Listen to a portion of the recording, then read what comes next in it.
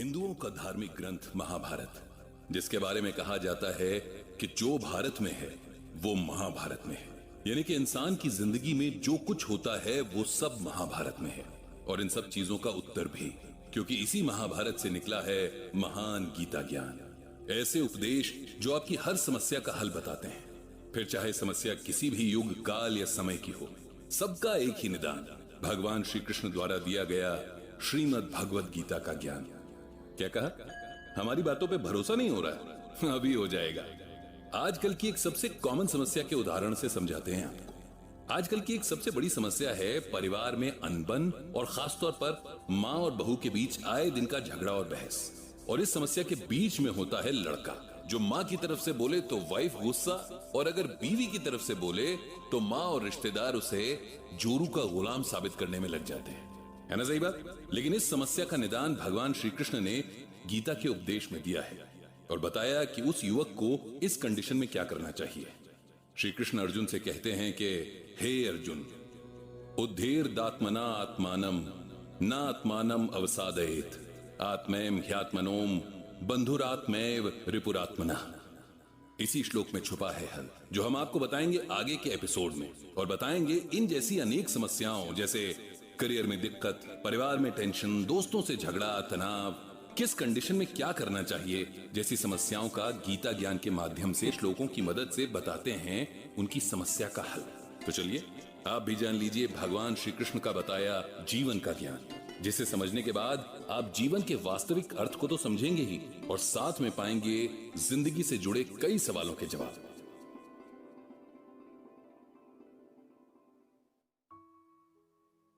एक छोटे से शहर में रहते हैं पंडित जी, जो न तो पंडिताई करते हैं न किसी पंडित के घर पैदा हुए हैं, लेकिन फिर भी पूरा शहर और अब तो इंटरनेट की बदौलत जाने कहां कहां के लोग उन्हें पंडित जी के नाम से ही जानते हैं। उनका असल नाम तो ब्रजभूषण है। एक सरकारी ऑफिस में जिंदगी भर काम करने के बदले ठीक ठाक पेंशन लेकर रिटायर हुए। घर में सिंपल सी वाइफ है, 2 बेटे हैं जो बड़े शहरों में अच्छे जॉब्स पर है। अब सवाल ये उठता है कि दुनिया, यहां तक कि उनकी पत्नी भी उन्हें पंडित जी क्यों कहती है। इसके पीछे एक कहानी जो कि पंडित जी, मेरा मतलब ब्रजभूषण जी के जीवन में घटी सच्ची घटना भी है। बात उस दौर की है जब हमारे देश में कंप्यूटर रेवोल्यूशन शुरू ही हुआ था। तमाम बड़े सरकारी ऑफिसेज में कंप्यूटर लगाए जा रहे थे, और एम्प्लॉइज को उन्हें चलाना सिखाने के लिए ट्रेनिंग दी जा रही थी। ब्रजभूषण जी हमेशा से पढ़ने और नई चीजें सीखने के बड़े शौकीन थे। उन्होंने न सिर्फ लिटरेचर बल्कि रिलीजियस किताबें भी बड़े इंटरेस्ट से पढ़ी थी। बल्कि उनकी पत्नी के शब्दों में कहें तो रामायण और गीता तो वो घोट कर पी गए थे। अक्सर घर और ऑफिस की महफिलों में बहुत सुंदर शब्दों में रामचरितमानस की चौपाइयां और गीता के श्लोकों की बड़ी सिंपल और इजी एक्सप्लेनेशन देते थे। अब जब कंप्यूटर सीखने की बारी आई तो उन्होंने इसमें भी बड़े इंटरेस्ट के साथ पार्टिसिपेट किया, जबकि उनके साथ के बाकी लोग जाने क्यों बड़े बेमन से कतराते हुए ट्रेनिंग में हिस्सा ले रहे थे। उन्हें ट्रेनिंग देने वाली टीम कहीं बाहर से आई थी। 4 जवान लड़के जो शायद अभी अभी पढ़ाई पूरी करके निकले थे, इन्हें सिखा रहे थे। इस टीम में एक लड़का था जो बहुत कूल और काम नेचर का था। बड़े पेशेंस से इन लोगों को सिखाता था, और कभी भी बेवकूफी भरे सवालों पर गुस्सा नहीं होता था। इस लड़के का नाम संदीप था। ब्रजभूषण जी को संदीप बहुत पसंद था। इधर कुछ दिनों से ब्रजभूषण जी देख रहे थे कि संदीप कुछ शांत सा रहने लगा था। उसके चेहरे पर हमेशा रहने वाली मुस्कान जैसे डिम सी पड़ गई थी। अक्सर कहीं खोया से रहता, और एक अजीब सी सैडनेस उसकी आंखों में बनी रहती। अब ब्रजभूषण जी एक्सपीरियंस्ड आदमी थे, जानते थे कि अगर इस एज में डिप्रेशन ने पकड़ लिया तो जिंदगी खराब कर देगा। इसीलिए उन्होंने संदीप से बात करने की सोची, और एक दिन उसे डिनर पर घर बुलाया। संदीप आया, और खाना खाने के बाद पंडित जी उसे साथ लेकर वॉक पर निकल गए। फिर बातों बातों में उसकी परेशानी का कारण पूछा, जिसे पहले तो वो टालता रहा, लेकिन फिर उसने अपनी परेशानी का रीजन बता ही दिया। दरअसल पिछले 5 सालों से संदीप किसी बड़े कंपेटिटिव एग्जाम की तैयारी कर रहा था, और लगातार मेहनत के बाद भी तीसरी बार उसे फेलियर ही मिली थी, जिसने उसकी हिम्मत पूरी तरीके से तोड़ दी थी। उसे लगने लगा था कि उसकी जिंदगी के 5 साल बस यूं ही वेस्ट हो गए, और अब उसका कोई फ्यूचर नहीं होगा। इतनी मेहनत के बाद मिले फेलियर ने उसे चौथे और आखिरी मौके के लिए भी मायूस कर दिया था। वो अब आगे एग्जाम्स की तैयारी नहीं करना चाह रहा था और कहीं ना कहीं अपनी फेलियर के लिए खुद को ही गिल्टी मान रहा था, यानी दोषी ठहरा रहा था कि शायद उसकी मेहनत में ही कहीं कमी रह गई थी। यह सब सुनकर ब्रजभूषण जी ने तुरंत संदीप को श्रीमद् भागवत गीता का यह श्लोक सुनाया। कर्मण्येवाधिकारस्ते मां फलेषु कदाचन मां कर्म फल हेतुर्भुर्मा ते संगोस्त्व कर्मणि। जानते हो संदीप, इसका मतलब क्या है, मीनिंग क्या है? ये श्लोक भगवत गीता के दूसरे चैप्टर का 47वां श्लोक है।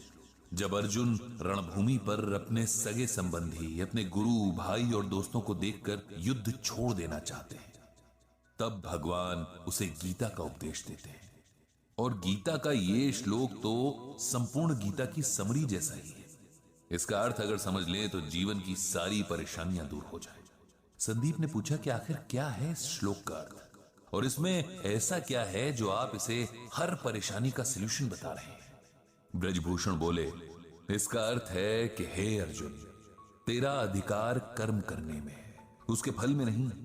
तू कर्म के फल के प्रति आसक्त ना हो या कर्म न करने के प्रति प्रेरित ना हो। सिंपल वर्ड्स में कहें तो हम में से हर कोई कुछ भी करने से पहले उस काम के रिजल्ट के बारे में सोचता है। जैसे बच्चे पढ़ाई शुरू करने से पहले फर्स्ट आने की विश करते हैं। बिजनेसमैन दिन की शुरुआत में ही शाम तक मटेरियल पूरी तरीके से यूज हो जाने की विश करता है। इंजीनियर नक्शा बनाने से पहले ही कोई मास्टरपीस बनाने की ख्वाहिश रखता है। हाउसवाइफ सब्जी काटने से पहले ही सोचती है कि आज का खाना खाकर तो उसका परिवार उसकी तारीफ करेगा। हर कोई अपने हर काम से अच्छे फल की उम्मीद करता है, जबकि हमारे हाथ में सिर्फ और सिर्फ अपना काम करना है। उसका रिजल्ट क्या मिलेगा, कैसा मिलेगा, कैसे मिलेगा, इस पर ना तो हमारा कोई कंट्रोल है और ना ही राइट।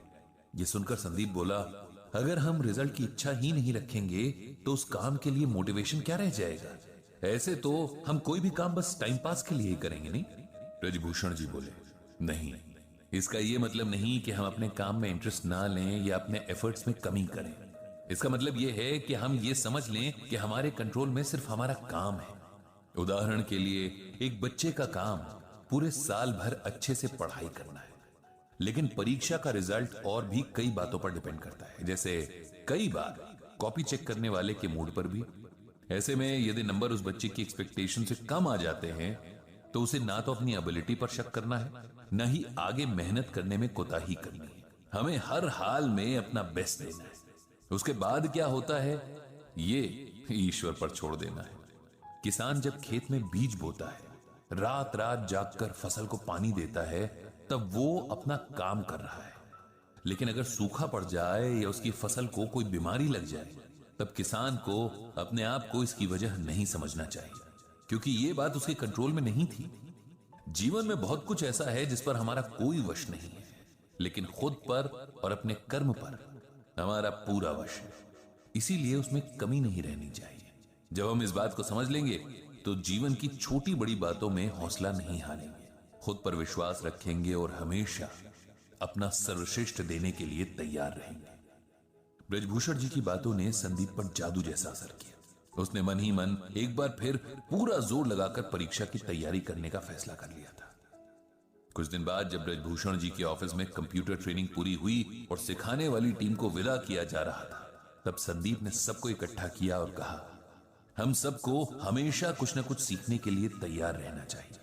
टीचर कहीं भी किसी भी रूप में मिल सकते हैं, और हो सकता है कोई ऐसा टीचर मिल जाए जो लाइफ के लिए आपका एटीट्यूड ही बदल दे।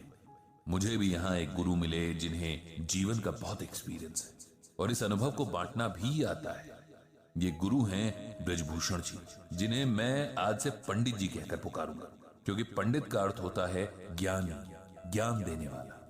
साथ ही गुरु दक्षिणा में मैंने उनके लिए एक ब्लॉग तैयार किया है जिसका नाम रखा है गीता ज्ञान।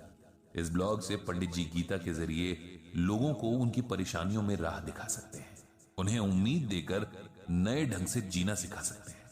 इस तरह उस दिन से ब्रजभूषण जी का नाम पंडित जी पड़ गया और उनका गीता ज्ञान ब्लॉग एक जरिया बन गया जहां लोग अपनी परेशानियां पंडित जी को लिखकर गीता के जरिए उनका सोल्यूशन पा सकते थे।